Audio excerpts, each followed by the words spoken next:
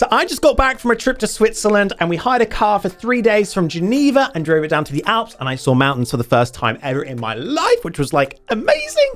But on the flight home, my friend Eve asked me and she said, Aaron, I thought you can't rent a car under 25 or it's really expensive. How did you do it? I've had a few people ask this question, so I'm going to tell you my top tips and things I've learned from renting in the US, Europe, and USA, and the best way to save money, because you may have noticed it costs more money if you're under the age of 25, and what you need to know. So firstly, in each of these places, there are a few things that stay the same. You need to be at least 21 years of age to rent. If you're under 21 or you're 18 or you've just passed, it's not going to happen. Rental companies just don't want to rent to you. You're too high of a risk. I'm sorry to say. I've got nothing else to say. I'm sorry. And don't try to lie, because rental companies require so many forms of ID when you pick up the car, a passport, driving license, bank card. They're going to find you out and it's just not going to happen. Sorry to say. Secondly, renting under 25, there is always a young driver's fee. Always, always, always. Even if it says there isn't, there is. It is in the terms and conditions. It will be hidden.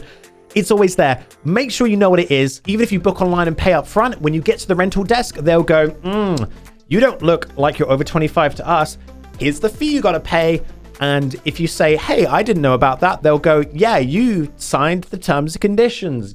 Thirdly, big name companies, the international ones that you've heard of like Bert's and Americar, these guys tend to either not rent under 25s or they charge a really high fee. You're going to find better rates if you go with a regional, local, or a lesser known international brand. For example, a certain rental company called Bixt is quite good with renting to under 25s. Fourthly, you typically need 1 to 2 years on your driving license to rent a car from a rental agency. And fifthly, a lot of rental places require a young driver's deposit, and they typically want to hold this on a credit card. This can be between £300 to £600. That's a lot of money, I know. And if you don't have a credit card, make sure you've got one before renting a car.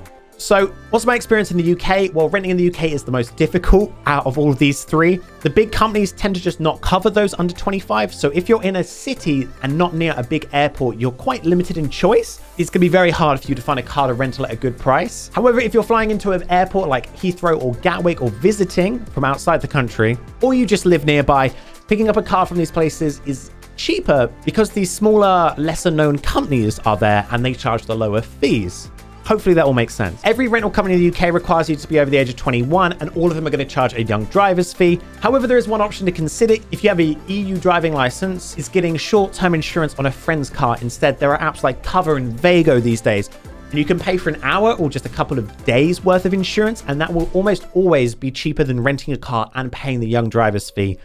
Almost always. So consider that instead of renting a car. Secondly, my experience in Europe, we flew into Switzerland, we flew into Geneva, we rented a car for 3 days. It was a really lush Mercedes A-Class. We rented it from Bixt, and it costed us £148 for the rental and £43 in young driver's fees, which I think is pretty reasonable considering we were able to get this price so low for 3 days because we went through a third-party website. So what do I mean by this? These are comparison websites where you compare lots of car rental agencies and you can actually book directly through the website.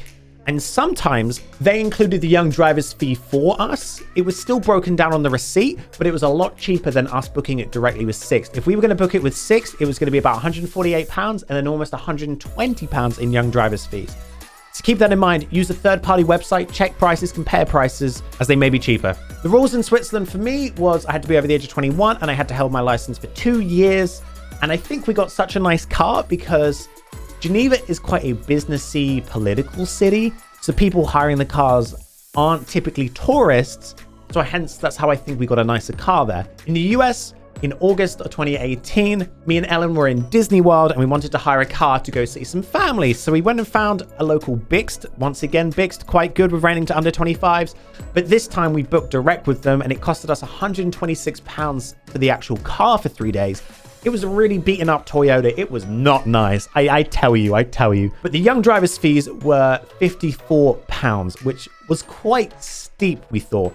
And we had to pay additional insurance on top of that, which was about £40 from what I remember.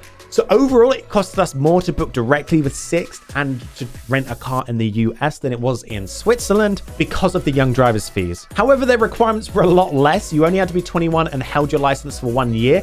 And considering I had actually only held my license for a year at that point, almost bang on. And then all of a sudden driving on the wrong side of the road, renting a huge car, and then just going out like no practice. It was like, yeah, off we go onto the American roads and everything is worse.